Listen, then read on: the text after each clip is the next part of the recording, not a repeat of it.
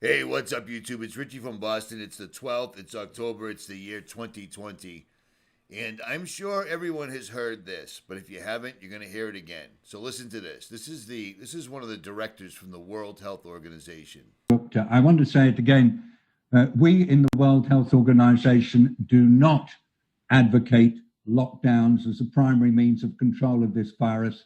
The only time we believe a lockdown is justified is to buy you time to reorganize, regroup, rebalance your resources, protect your health workers who are exhausted. But by and large, we'd rather not do it. Just look at what's happened to the tourism industry, for example, in the Caribbean or in the Pacific, because people aren't taking their holidays. Look what's happened to smallholder farmers all over the world because their markets have got dented. Look what's happening to poverty levels. It seems that we may well have a doubling of world poverty by next year. We may well have at least a doubling of child malnutrition because children are not getting meals at school and their parents in poor families are not able to afford it. This is a terrible, ghastly global catastrophe, actually. And so we really do appeal to all world leaders.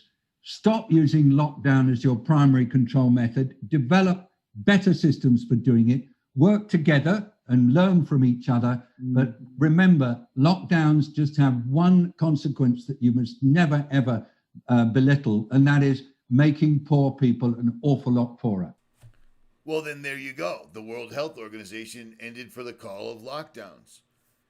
And yet, that is what we call the application of cognitive dissonance. What the hell did I just say at this early in the morning? A friend of mine woke me up at 6 o'clock in the morning, 6 a.m. So here I am at 7:30 a.m. But what is he talking about? That's a good thing, right? Cognitive dissonance refers to a situation involving conflicting attitudes. Exactly. It refers to conflicting attitudes, meaning they tell you one thing and then do the exact opposite. Or they tell you one thing and then they tell you the exact opposite. So if this young fella is calling for the end of lockdowns, what that basically means is they plan on doing another lockdown. And we already kind of knew that. You see what I'm saying? The best part about this is let's go back to the Center for Disease Control's 2019 novel coronavirus real-time RT-PCR diagnostic panel report.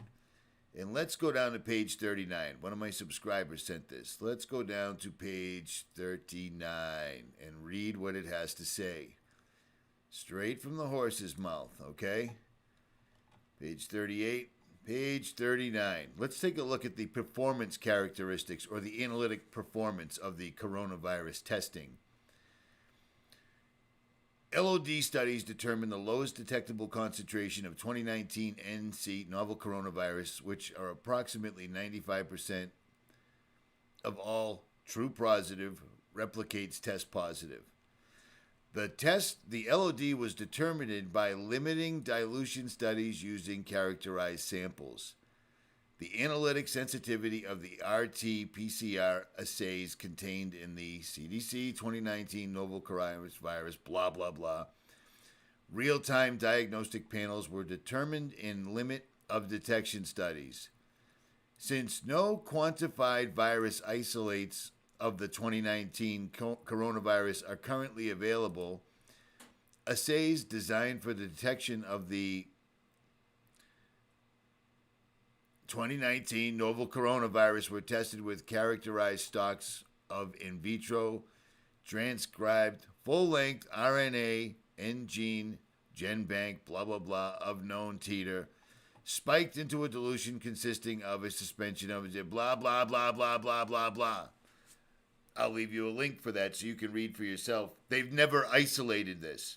So how in the hell are you saying that you can't have a lockdown for a virus that they haven't even isolated?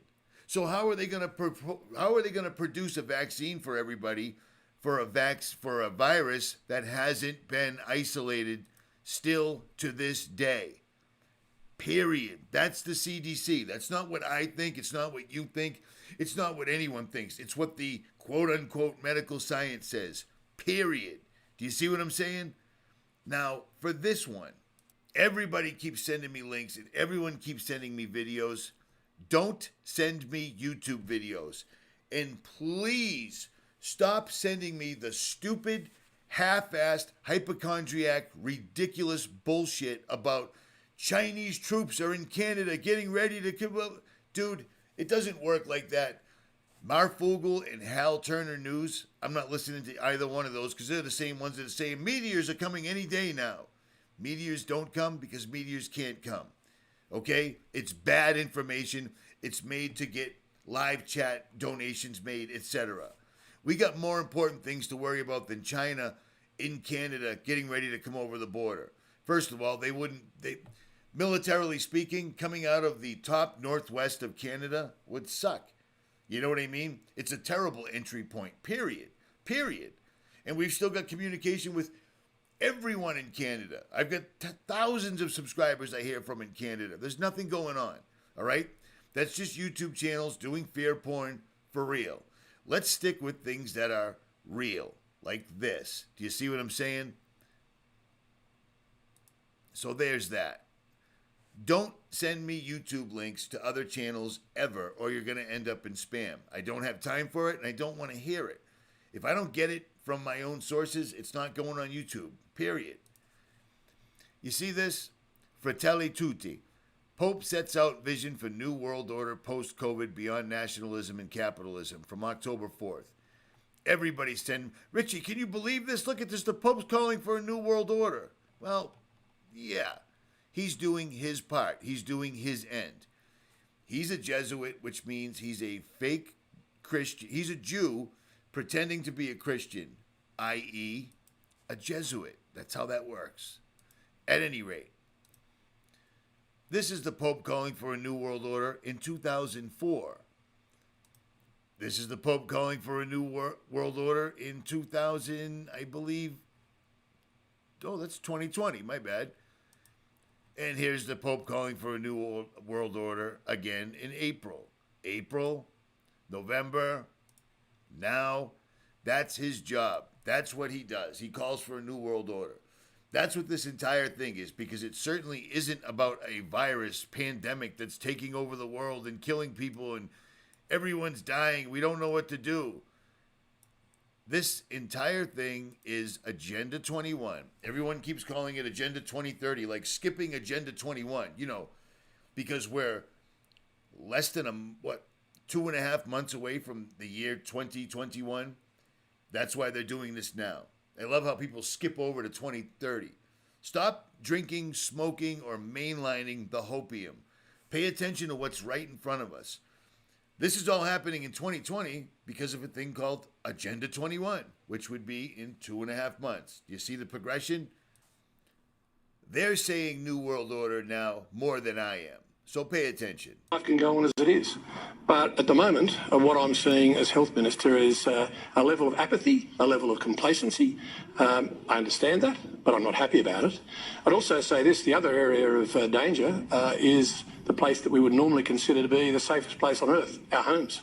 You've already heard today that one of, or a number of the people who've actually now got the virus, got it in a home situation.